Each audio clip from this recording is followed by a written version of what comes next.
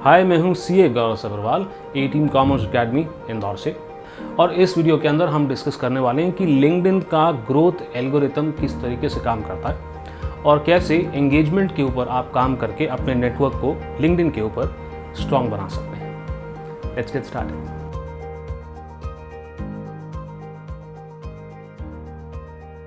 Welcome to another episode of get skilled. ये हमारा ऐसा सेगमेंट है जिसके अंदर लगातार स्किल से रिलेटेड वीडियोस में यहाँ पर बनाता रहता हूँ।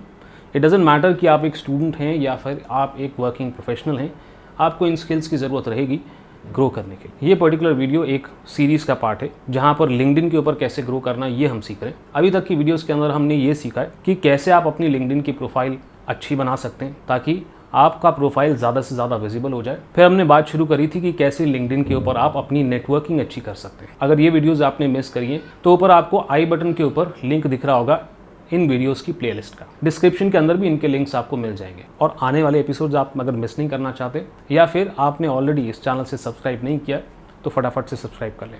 फिलहाल इस वीडियो के अंदर मैं आपको बताऊंगा कि लिंक्डइन का एल्गोरिथम किस तरीके से काम करता है और कैसे आर्टिकल्स और पोस्ट का इस्तेमाल करके आप अपने लिंक्डइन के नेटवर्क को स्ट्रॉन्ग बना सकते हैं और तेज़ी से ग्रो कर सकते हैं। पिछले 2 एपिसोड्स के अंदर हम ऑलरेडी डिस्कस कर चुके हैं कि क्यों लिंक्डइन के ऊपर अपना नेटवर्क स्ट्रॉन्ग करना बहुत ज़रूरी है। तो आइए देखते हैं कि कैसे ये लिंक्डइन का एल्गोरिथम काम करता है और कैसे इसका इस्तेमाल करके आप तेज़ी से ग्रो कर सकते हैं। लिंक्डइन आपकी डाली हुई पोस्ट्स और आर्टिकल्स को ज़्यादा से ज़्यादा लोगों को दिखाए।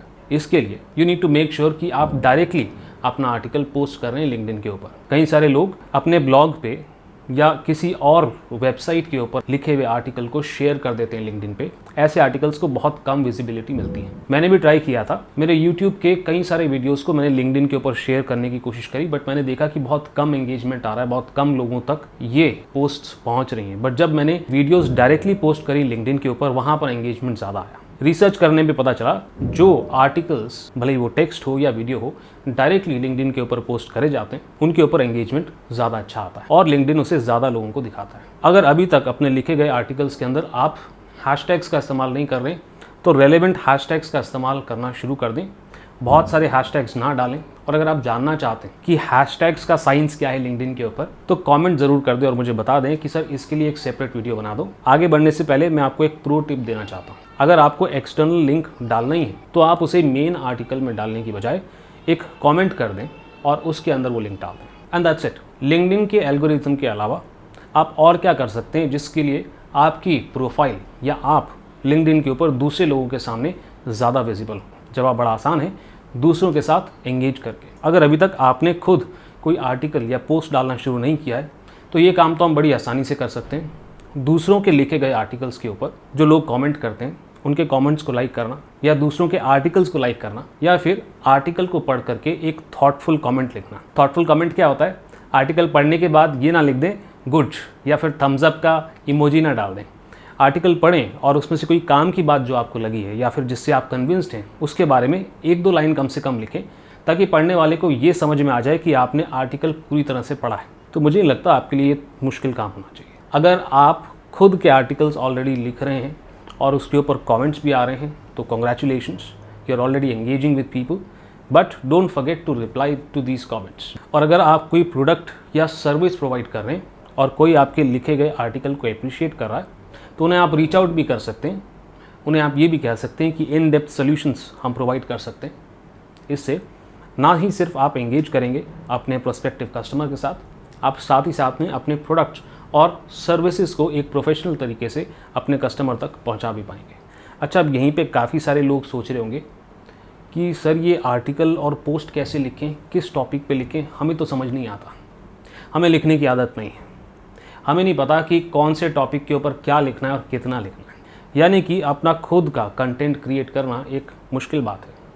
बट द प्रॉब्लम इज़ कि लिंक्डइन पर अगर आप चाहते हैं कि आपकी प्रोफाइल ज़्यादा विजिबल रहे तो अब लिंक्डइन एक कंटेंट क्रिएटिंग प्लेटफॉर्म बनता जा रहा है। इसका मतलब कोई भी व्यक्ति अपने ओपिनियंस या फिर अपने एक्सपर्टीज़ दूसरे लोगों के साथ शेयर करता है, उसी की प्रोफाइल ज़्यादा हाईलाइट होगी।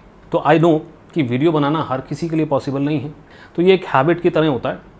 मैं भी शुरुआत में आर्टिकल राइटिंग के अंदर मुझे बड़ी दिक्कत आती थी। इनफैक्ट वीडियो बनाने में मुझे इतनी प्रॉब्लम नहीं आती जितनी प्रॉब्लम मुझे एक आर्टिकल लिखने में आती थी। बट जैसे जैसे मैंने आर्टिकल लिखना शुरू किया एक हैबिट सी बन गई, and that's exactly what you need to do. Habit की शुरुआत हम हमेशा एक छोटे गोल से करते हैं। यहाँ पर वो छोटा गोल क्या हो सकता है?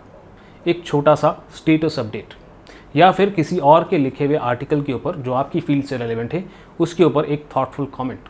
ये थोड़ा थोड़ा आप लिखना शुरू करेंगे तो आपकी आदत बननी शुरू हो जाएगी। यहाँ से आप शुरू कर सकते हैं, या फिर आप जिस प्रोफेशन से बिलोंग करते हैं उससे रिलेटेड कोई अपडेट आया उसके ऊपर अपना ओपिनियन अपने कनेक्शंस के साथ शेयर कर सकते हैं, जहाँ पर 200 या 300 या मैक्स टू मैक्स 500 कैरेक्टर्स के अंदर भी आप अपना काम कर सकते हैं। देखें, in a post you can write 1300 characters, मतलब एक छोटा आर्टिकल आप वहाँ पर लिख सकते हैं। जैसे ही आपकी एक लिखने की हैबिट बन जाती है, एलाबोरेट करना चाहते हैं, तब आप आर्टिकल लिखने का ऑप्शन यूज़ कर सकते हैं लिंक्डइन के अंदर। आर्टिकल के अंदर आपको 1.25 लाख यानी कि 1,25,000 कैरेक्टर्स लिखना अलाउड होता है।